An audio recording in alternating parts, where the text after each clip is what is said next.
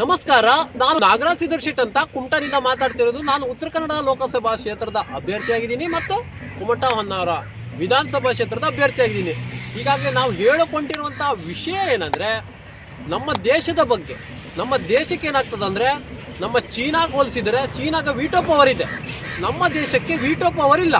ಅದರ ಬಗ್ಗೆ ನಮ್ಮ ಪ್ರಧಾನಿಯವರು ಪಾಪ ಕಿಂಚಿತ್ತು ಚಿಂತನೆ ಮಾಡೋದಿಲ್ಲ. ಬ್ಯಾಡದೆಲ್ಲ ಕೈ ಹಾಕ್ತಾ ಮಾಡಿಬಿಟ್ಟು ಯಾವುದೋ ಒಂದು ಸಕ್ಸಸ್ ಆಗ್ತಾ ಇಲ್ಲ ಅವ್ರದ್ದು. ಯಾಕಂದ್ರೆ ಎಲ್ಲದಕ್ಕೂ ಹಾಕ್ತಾರೆ. ಆದರೆ ನಾವು ವೀಟೋ ಪವರ್ ಬೇಕು ಅನ್ನೋದೊಂದು ಕೂಗನ್ನ ಪ್ರತಿಯೊಬ್ಬರು ಸಾರ್ವಜನಿಕರು ಇದು ಮಾಡಬೇಕು. ಯಾಕಂದ್ರೆ ವಿಶ್ವದಾದ್ಯಂತ 5 ದೇಶಗಳಿಗೆ ಮಾತ್ರ ವೀಟೋ ಪವರ್ ಇದೆ.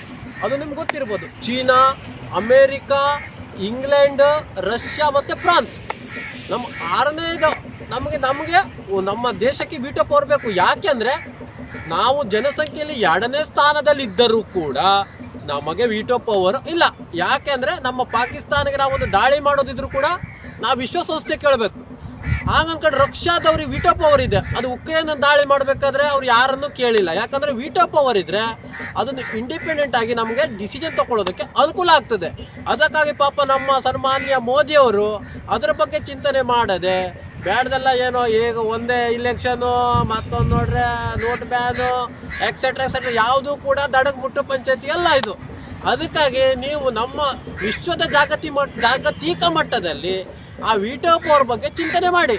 ಯಾಕಂದ್ರೆ ನಮ್ಮ ಸೈನಿಕರ ಮಾರಣ ಹೋಮ ಏನೋ ನಡೀತಾ ಇತ್ತು ಇಷ್ಟು ದಿನ, ಅದು ಮುಂದಿನ ದಿನ ನಡಿಬಾರ್ದು. ಯಾಕಂದ್ರೆ ನಾವು ಪಾಕಿಸ್ತಾನದ ವಿರುದ್ಧ ನಿರ್ದಾಕ್ಷಿಣ್ಯವಾಗಿ ಕ್ರಮ ತಗೊಳಕ್ ಅನುಕೂಲ ಆಗ್ತದೆ. ನಮ್ಗೆ ಯಾರೋ ಒಬ್ರು ಮೇಲ್ನವ್ರು ಕೇಳಬೇಕು, ಅಲ್ಲಿ ಅರ್ಜಿ ತಗೊಂಡು ಹೋಗ್ಬೇಕು ದೊಡ್ಡ ದಾಳಿ ಮಾಡೋದಕ್ಕೆ. ಆದ್ರೂ ಕಾರ್ಗಿಲ್ ಯುದ್ಧದ ನಂತರ ಮತ್ತೆ ಯಾವ್ದು ದೊಡ್ಡ ದಾಳಿ ಆಗ್ಲೇ ಇಲ್ಲ. ನಮ್ದು ಮೋದಿಯವರು ಬಂದು 10 ವರ್ಷ ದಾಟೋದ್ರು ಯಾವ ಪ್ರಯೋಜನನೂ ಇಲ್ಲ. ಅದಕ್ಕಾಗಿ ನಮಗೆ ವೀಟೋ ಪವರ್ ಬೇಕು ಮುಂದಿನ ದಿನದಲ್ಲಿ. ಆ ಒಂದು ನಿಟ್ಟಿನಲ್ಲಿ ನಮ್ಗೆ ರಷ್ಯಾ ನೋಡಿ ಉಕ್ರೇನ್ಗೆ ನಿರ್ದಾಕ್ಷಿಣ್ಯವಾಗಿ ದಾಳಿ ಮಾಡ್ತು. ಯಾವ ದೇಶ ಕೇಳುವಂಗಿಲ್ಲ. ಯಾಕಂದ್ರೆ ಅವ್ರ ಹತ್ರ ವೀಟೋ ಪವರ್ ಇದೆ. ನಮ್ಮ ದೇಶದವ್ರ ಹತ್ರ ಒಂದು ಪಾಕಿಸ್ತಾನ ಒಂದು ಬಾಂಬ್ ಹಾಕ್ಬೇಕಂದ್ರು, ಒಂದು ಗರ್ನಲ್ ಹಾಕ್ಬೇಕಂದ್ರು ಒಂದು ಅಲ್ಲೇ ಮ್ಯಾಲ್ನವ್ರಿಗೆ ಅರ್ಜಿ ತಗೊಂಡೋಗ್ಬೇಕು ವಿಶ್ವಸಂಸ್ಥೆಗೆ. ನೋಡಿ ಸರ, ನಾವೊಂದು ಗರ್ನಲ್ ಹಾಕ್ತಾ ಇದ್ದೇವೆ ಅಲ್ಲಿ ಅಂದ್ಬಿಟ್ಟು. ಆ ಪರಿಸ್ಥಿತಿ ನಮ್ಮ ಮುಂದಿನ ದಿನದಲ್ಲಿ ಬೇಡ. ನಮ್ಮ ಸೈನಿಕರ ನಾವು ಕಾಪಾಡ್ಕೊಳ್ಬೇಕು. ಮತ್ತೇನಂದ್ರೆ, ನಮ್ಮ ಅಮೆರಿಕಾಗೆ ಹೋಲಿಸಿದ್ರೆ ಅವ್ರ ಹತ್ರ ಏನಿದೆ, 2000ನೇ ಇಸ್ವಿಯಲ್ಲಿ ಅವರು ಮಿಷನರಿ ಗನ್ನಿಂದನೇ ಯುದ್ಧ ಮಾಡ್ತಾ ಇದ್ದಾರೆ. ಯಾಕಂದ್ರೆ ಸದ್ದಾಂ ಹುಸೇನ್ ಹೊಡೆದಿರೋದು ಎಲ್ಲ ಮಿಷನರಿ ಗನ್ಗಳೇ. ಅದನ್ನು ಪಾಪ ನಾವೇನು ನಮ್ಮ ಸೈನಿಕರಿಗೆ ಅದು ಆಗಿರ್ಬೋದು, ಎಲ್ಲ ರೀತಿಯಲ್ಲಿ ನಾವು ತಂತ್ರಜ್ಞಾನದಲ್ಲಿ ಮುಂದಿದ್ದೀವಿ, ಆವಿಷ್ಕಾರದಲ್ಲಿ ಮುಂದಿದ್ದೀವಿ, ಅದೆಲ್ಲ ಹೇಳ್ತಾ ಇದ್ದಾರೆ. ಬಿಟ್ರೆ ಇವರು ಸೈನ್ಯದಲ್ಲಿ ಏನೂ ಇಲ್ಲ. ಯಾಕಂದ್ರೆ ಅವರ ಮಾದರಿಯಲ್ಲೇ ನಮಗೆ ಯುದ್ಧ ಆಗಬೇಕು. ಮತ್ತೇನಂದ್ರೆ ಅವ್ರು ಯಾರೋ ವಿಕ್ರಮಾದಿತ್ಯ ಅಂತ ರಷ್ಯಾದಿಂದ ತಂದು ಅದು ಸ್ಕ್ರಾಪ್ ಎಸೆಯೋದನ್ನ ಇಲ್ಲಿ ತಂದು ರಾಶಿ ಹಾಕೊಳ್ತಾರೆ ಇವರು. ಅದು ಕೇಳಿದ್ರೆ ನಮ್ಮ ಹತ್ರ ಇದು ಇದೆ, ಅದು ಇದೆ, ಅವರಲ್ಲಿ ತುಕ್ಕಿ ಹಿಡಿದಿರುವಂಥದ್ದನ್ನ ನಮ್ಮ ದೇಶಕ್ಕೆ ಕೊಟ್ಟು ಕಳಿಸ್ತಾ ಇದ್ದಾರೆ.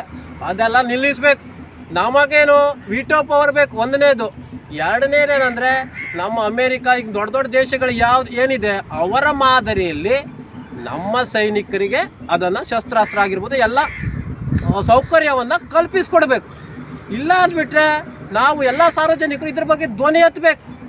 ಎತ್ತಲಿಲ್ಲ ಅಂದ್ಬಿಟ್ರೆ ನಾವು ಧ್ವನಿ ಎತ್ತಾನೆ ಇರ್ತೀವಿ. ಯಾಕಂದ್ರೆ ವೀಟೋ ಪವರ್ ಬಗ್ಗೆ ಪಾಪ ಸನ್ಮಾನ್ಯ ನಮ್ಮ ಪ್ರಧಾನ ಮಂತ್ರಿ ಮೋದಿ ಅವರಿಗೆ ಅದ್ರ ಬಗ್ಗೆ ಚಿಂತನೆ ಇಲ್ಲ, ಅದು ಗೊತ್ತಿಲ್ಲ ಕಾಣ್ತದೆ ಅವ್ರಿಗೆ. ನಾವು ಈಗ ತಿಳಿಸಿ ಹೇಳ್ತಾ ಇದ್ದೇವೆ ಅವರಿಗೆ.